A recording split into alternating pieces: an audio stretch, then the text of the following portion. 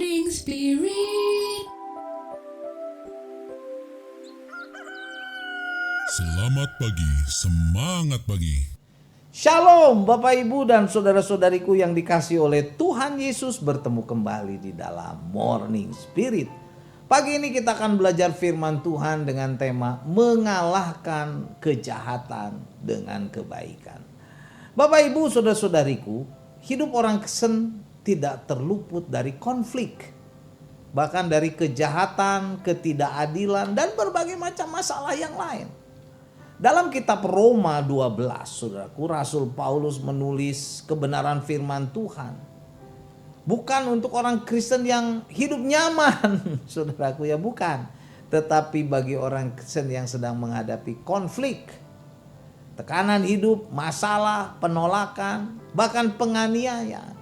Serta pastinya berbagai macam masalah yang lain, saudaraku.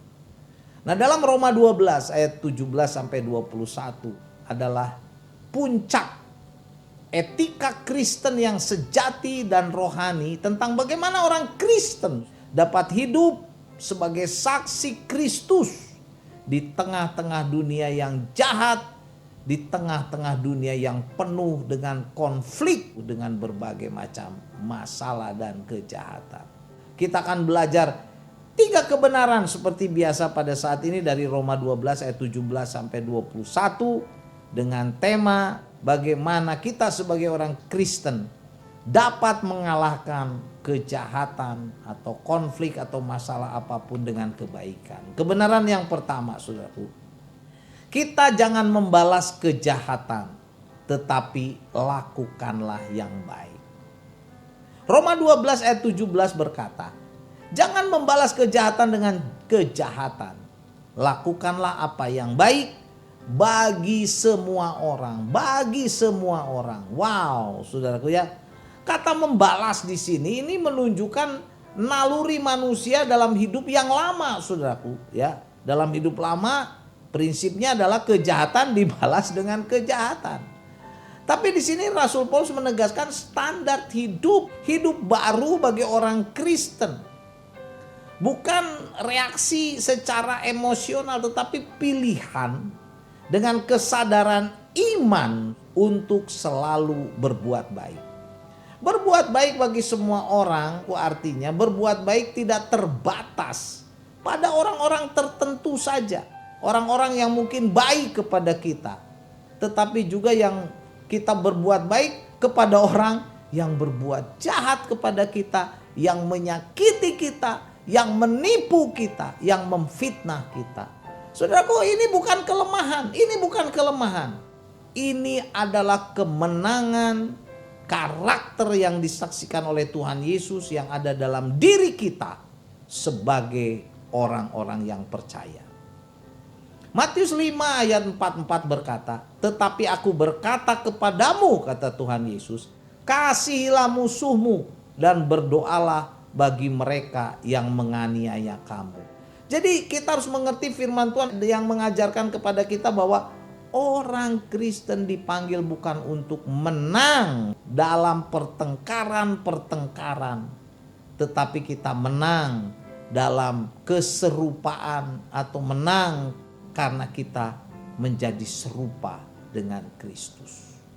1 Yohanes 2 ayat 6. Firman Tuhan berkata, barang siapa mengatakan bahwa ia ada di dalam Dia, ia wajib hidup sama seperti Kristus telah hidup. Amin ya saudaraku. Kebenaran yang kedua, saudaraku, mengalahkan kejahatan dengan kebaikan, menyerahkan semua pembalasan kepada Tuhan. Selanjutnya Roma 12 ayat 18 dan 19 firman Tuhan berkata, sedapat-dapatnya kalau hal itu bergantung kepadamu, hiduplah dalam perdamaian. Dalam perdamaian dengan semua orang. Saudara-saudaraku yang kekasih, janganlah kamu sendiri menuntut pembalasan, tetapi berilah tempat kepada murka Allah. Sebab ada tertulis, pembalasan itu adalah hakku, kata Tuhan. Akulah yang akan menuntut pembalasan, firman Tuhan. Saudaraku, kata sedapat-dapatnya ini menunjukkan kadangkala tidak semua konflik itu memang bisa diselesaikan, saudaraku.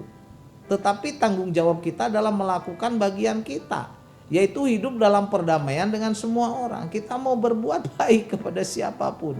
Dan kita harus menyerahkan semua keputusan pembalasan itu, saudaraku, kepada Tuhan Yesus. Karena kita percaya bahwa Tuhan Yesus itu adil dan berdaulat. Bila kita membalas kejahatan itu berarti kita mengambil posisi Tuhan Yesus sebagai hakim yang adil dan mulia. Wow, ini gak boleh terjadi, saudaraku. Biar yang membalas itu Tuhan sendiri. Jadi damai itu bukan berarti kita kalah. Ya, kita berbuat baik kepada orang yang jahat itu bukan berarti kita kalah. Tetapi percaya bahwa Tuhan Allah berkuasa atas keadilan.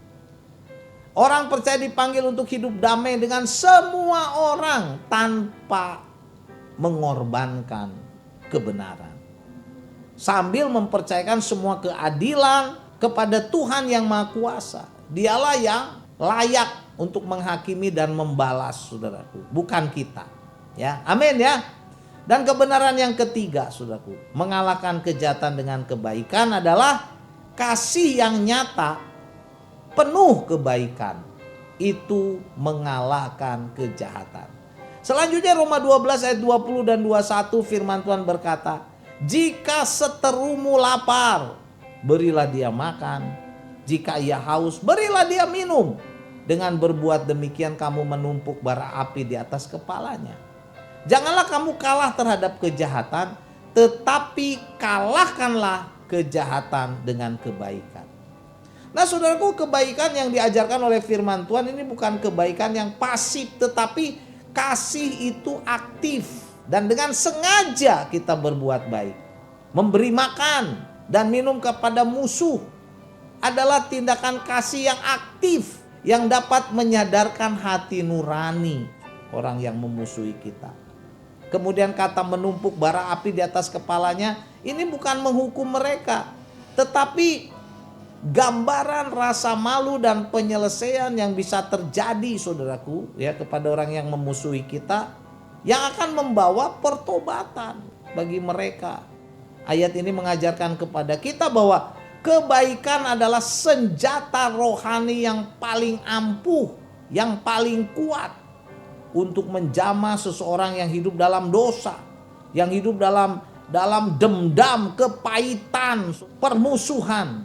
Karena kebaikan yang sejati itu, saudaraku, mencerminkan kasih Kristus di kayu salib, bagaimana dia berkorban untuk menebus dosa-dosa, kejahatan manusia.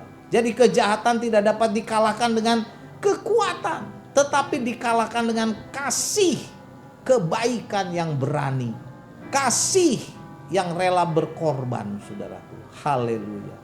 Jadi firman Tuhan dalam Roma 12 ayat 17 sampai 21 ini menantang kita sebagai orang-orang percaya dan mengajarkan kepada kita untuk hidup melawan arus dunia ini. Dunia mengajarkan, saudaraku, berkata kejahatan balas kejahatan. Dunia berkata balas dendam, saudaraku, ya. Tetapi Tuhan Yesus berkata, ampuni, berbuat baiklah kepada mereka, balas dengan kasih orang-orang yang jahat kepada kita. Inilah panggilan hidup orang Kristen yang sejati. Menang melawan kejahatan dengan kebaikan yang memuliakan nama Tuhan Yesus. Mengalahkan kejahatan dengan kebaikan dapat kita lakukan dengan pertolongan kasih dan kuasa Tuhan Yesus, ya, dalam penyertaan Roh Kudus. Bila kita sungguh-sungguh berserah kepada Tuhan. Amin ya. Kalau dalam lingkungan Kristen jangan sampai kejahatan dibalas kejahatan, ya. Dengan dunia aja kita harus membalas kejahatan dengan kebaikan, apalagi di lingkungan Kristen, ya. Kita harus lebih lagi saling mengasihi. Dalam gereja, rumah tangga kita, suami istri, anak-anak, saudaraku, lembaga-lembaga Kristen, jangan sampai, saudaraku, terjadi kehancuran. Kita harus berbuat baik senantiasa. Amin ya. Jadi inilah 3 kebenaran yang dapat kita pelajari dari Roma 12 ayat 17 sampai 21, bagaimana kita sebagai orang Kristen dapat mengalahkan kejahatan dengan kebaikan. Yang pertama, jangan membalas kejahatan tapi lakukanlah yang baik. Yang kedua, saudaraku, menyerahkan semua pembalasan kepada Tuhan. Dan yang ketiga, mengalahkan kejahatan dengan kebaikan. Caranya gimana? Kasih yang nyata, penuh kebaikan harus kita lakukan untuk mengalahkan kejahatan. Roma 12 ayat 17 saya bacakan lagi. Jangan membalas kejahatan dengan kejahatan. Lakukanlah apa yang baik bagi semua orang. Amin. Mari kita berdoa. Terima kasih Tuhan. Tolonglah kami, beri kekuatan kepada kami untuk kami dapat mengasihi.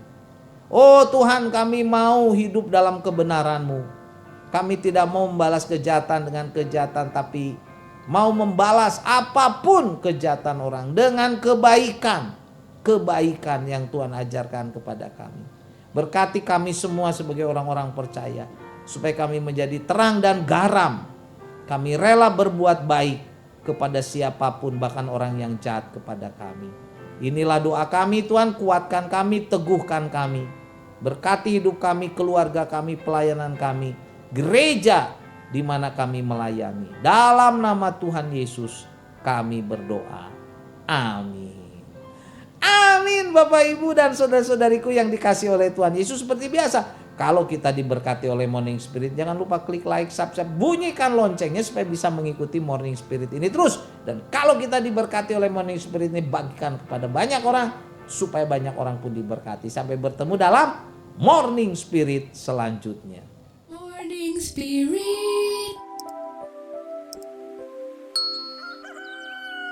Selamat pagi, semangat pagi.